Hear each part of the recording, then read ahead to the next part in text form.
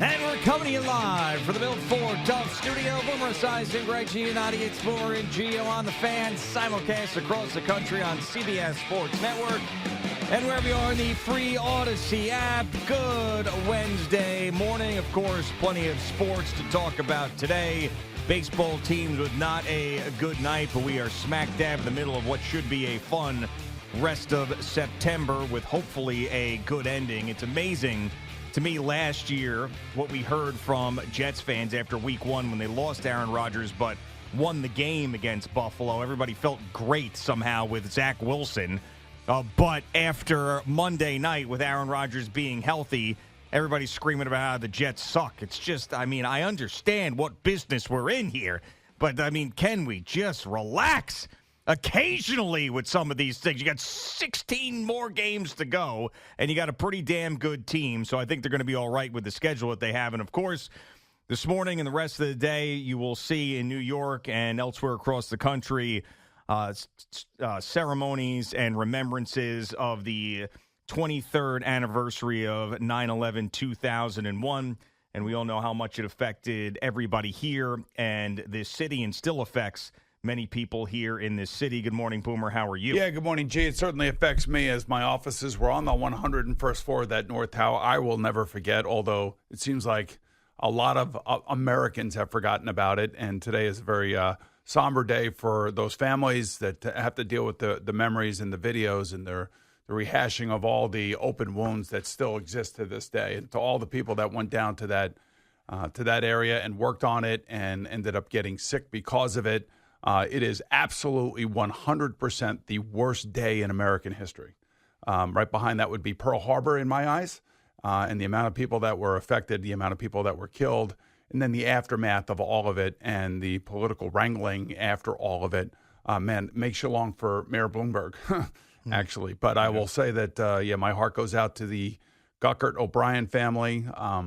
Timmy was my best buddy, and I lost him that day. And unfortunately for me, I was in Denver, and I could not get back here until the end of the week. We all have a story about that. Went down to the rubble and heard the FDNY and NYPD guys just absolutely wailing because they knew that they lost so many people that day. And I'll never forget those images, never forget those moments. So it is a real thing. I have never forgotten. I know there are a lot of people out there who have also never forgotten, but I wonder if the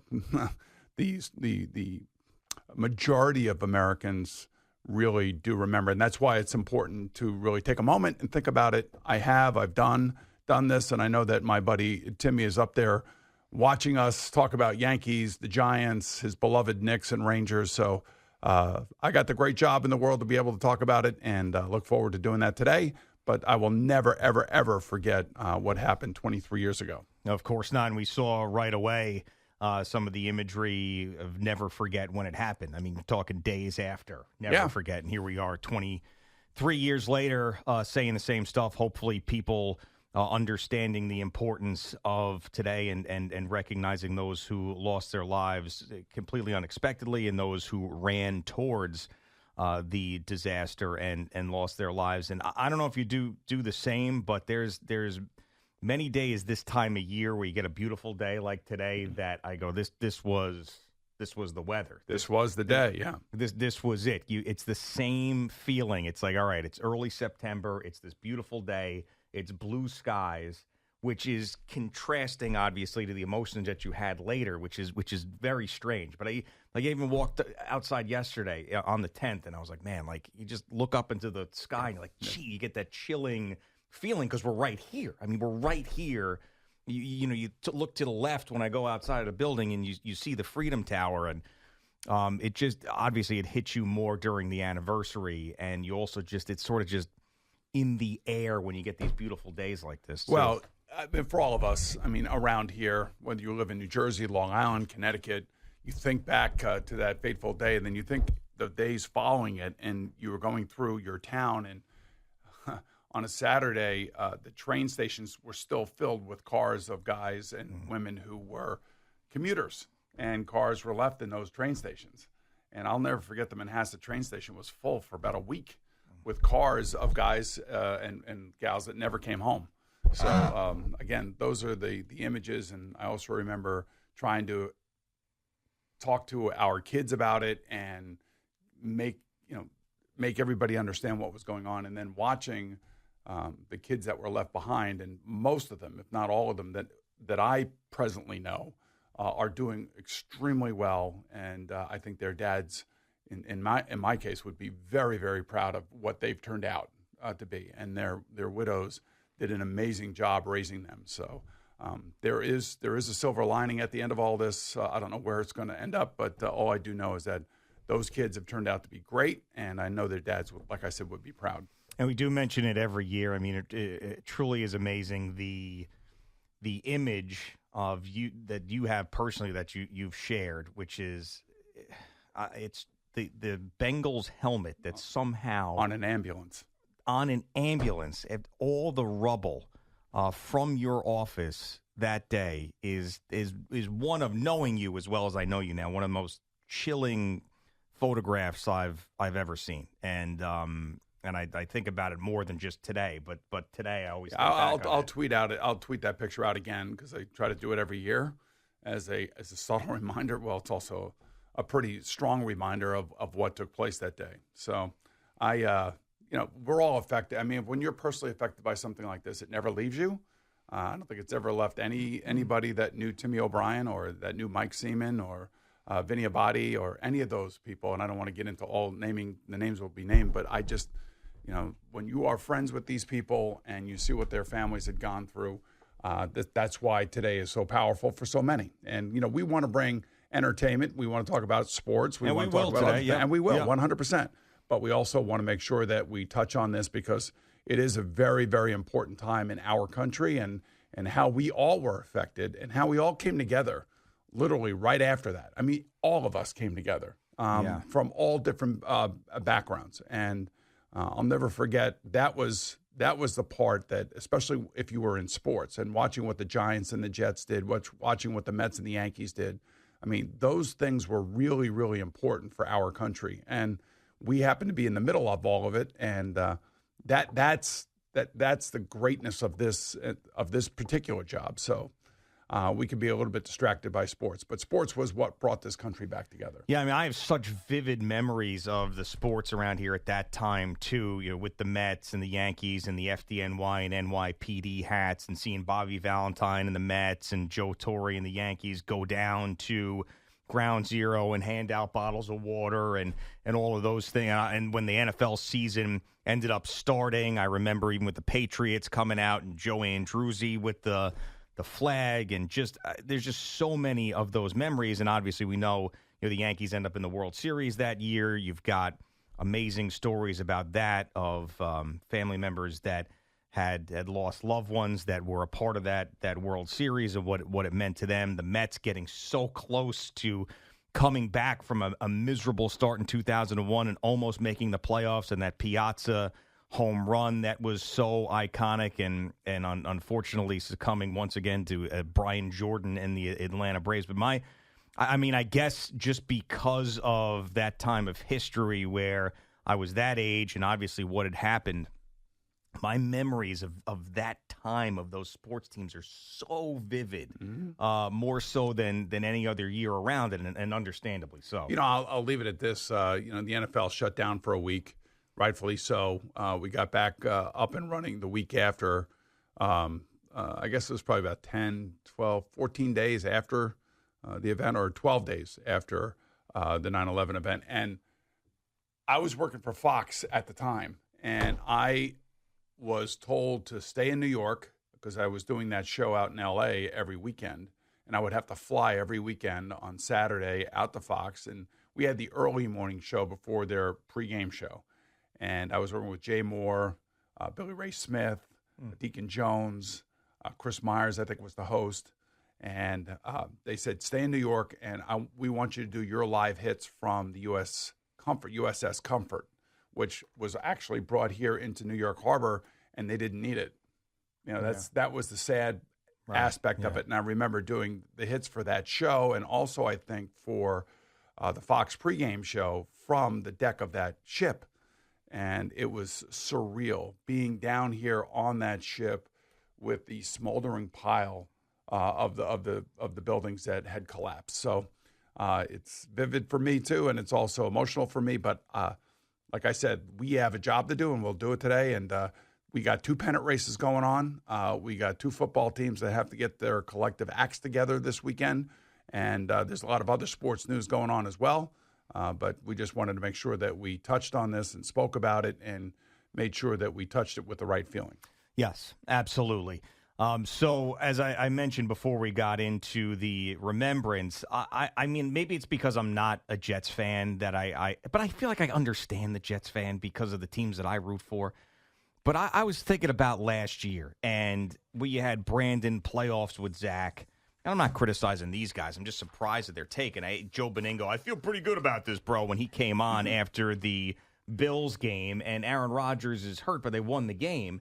And then yesterday, the crushing of this team, from Evan. I heard Joe's take. I heard Tiki say that Jets fans were lazy in their evaluation of this team, and their roster isn't as good as you think it is. And it's just like, don't we? And who knows where the season's going to go? But the way I feel right now, don't we understand that all of this stuff, you got to look at the circumstances, and you got to look at this. And I'll use one of those terms that I hate that management will use. You got to look at this from 30,000 feet up in the air. I thought it was 10,000 feet. Well, it's 30,000. It's 30. Is it 30,000? Yeah, 30,000 because you're up in the plane, right? Right, normal cruising altitude. Yeah, right, exactly. Oh, I So see. you look Cruising at- altitude at 37,000 or 40,000. Depends on the plane. Yeah. So anyway, All right, whatever. yeah. And by the way, I want Eddie to pull this from the warm up show where Jerry asked Eddie one of the most ridiculous questions. Like, I don't know why he brought Eddie in with this. They were talking about like male hormones, and he's like, "Right, Eddie? Don't they?" We'll pull it later. All right, because okay, it was just okay. perfect. But anyway, all right. So they go out to San Francisco. The 49ers probably should have won the Super Bowl last year. They've been building. It's in their building out there. Aaron Rodgers hasn't played in essentially 2 years, and they got crushed. They got beat. But look at the schedule coming up. They're going to get better. That might be the worst game that the defense plays all year. And to be like that pissed off about it in week 1 was just surprising to me. Well, like, I mean, you want to it's- see him play better, but Lord, God. I mean, it was like a tough take. Everybody had a tough take yesterday. We tried to come in here, be a little bit more practical about our takes on this whole thing. We knew it was going to be a tough game. You and I both thought they were going to cover. Yeah. I didn't think they were going to win, but I thought they would keep it a little bit closer. And maybe they would have had a few things gone, one way or the other, but that's the way the games go. But this is a 49ers team, like I said yesterday, has been together and has been building. They have a quarterback that has been in that pocket for the last 2 years. Everybody loves the guy. He's actually amazing, an amazing player. He's got some of the best players in the NFL that are around him. And quite frankly, that's a team that's been building and is one of the best rosters in football. The Jets, especially on offense. Now, the defensive performance, nobody's happy with. And I'm sure they're not happy with it. But on offense, man, like you have so many guys that have not played together. I don't think people understand what it means to go out on the field in these high pressurized situations. Not under like when Aaron Rodgers goes out there with Devontae Adams when they were in the Green Bay, man, he knew where he was all the time. They had that sixth sense with each other. And yesterday I said this is like Patrick Mahomes and Travis Kelce. He hasn't really developed that yet with anybody under real fire. This was the first foray into that. So I saw the arm strength. I saw the accuracy. I saw the quick release. I saw all the things that we all love about Aaron Rodgers.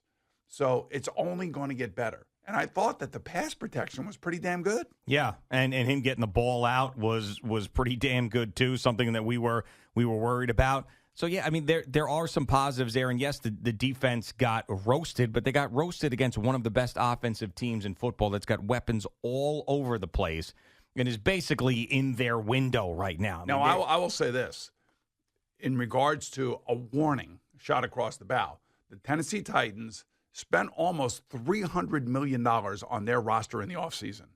The biggest difference, obviously, between the Titans and the 49ers is going to be the offense that the Titans are going to run out there. Also, the quarterback, right? Well, that's what I'm saying. Yeah. Led by the quarterback, Will Levis, who had like a number of brain cramps against Chicago. And the defense has got to get turnovers if they're going to win this game. The Titans' defense is not going to be an easy defense for a Jet offense that showed flashes that's only going to get better over time. I would have liked to have them play the Titans maybe 4 or 5 weeks from now, but they're on the schedule. They're better than you think they are. They put a lot of money into their roster. They have cover corners. They have pass rushers. And it's not going to be an easy game whatsoever. Like, we all think that this is going to be one of these mail-in games. You got something else coming to you. And I'm sure not mail-in, but right, I mean, listen, they're favorites on the road. Because of Will Levis. That is why. And that offense, just like the Jet offense, that Titan offense has got to get used to each other as well. And this is where the defenses usually stand up and, hold up pretty good. Yeah, I mean, the Jets, I don't know I forget how it opened, if it opened at 4.5 or 3.5, but the Jets are a 3.5-point favorite on the road. So, I mean, obviously you built in 3 points for the road team. So if this game were at home, the Jets would be a 6.5 or 7-point favorite. Yes, it's not going to. There's no real cakewalks as we saw. I thought that the New England Patriots are going to be the worst team in football. They go into Cincinnati, they win Week 1. There's no cakewalks in the NFL. But if the Jets want to have a good season and they want to keep up with the other teams in the division, and oh, by the way, all of them won in Week 1. These are the games they got to win. Yeah, it's kind of like the AFC North. It's going to be a dogfight until December. And you can't overreact one way or the other. If Aaron Rodgers is down and throws for 400 yards this week, which is not going to happen, by the way, but if he did, and you came out of there 1-1, and you won by 10 points, everybody thinks it's back on track. I mean, all they have to do is figure out a way to win the game. That's all there is to it. Doesn't matter how it looks, but they can't lose the game. That's the point. That's the pressure point. That's when we'll start getting a little bit crazy, as if they start 0-2 and then end up losing this game and look like crap in the process of doing it. But not after Week 1. I'm just saying, it's the quarterbacks that they're playing now. They just played a quarterback that was in the MVP race last year until the end of last year, and they lost to the Baltimore Ravens. So this week, it's a quarterback that still has made mind-numbing mistakes when he's on the field. And you got to force him into those same mistakes. The reason the Chicago Bears won is because of a block punt and because of a interception return from Will Levis. What he was doing, I have no idea. There's no way to explain it. And Chicago came back from a 17-point deficit and beat the Titans at home with Caleb Williams not doing much. That's how bad that quarterback had to be for the Titans in order for the Bears to win. Think about that for a second. Yeah.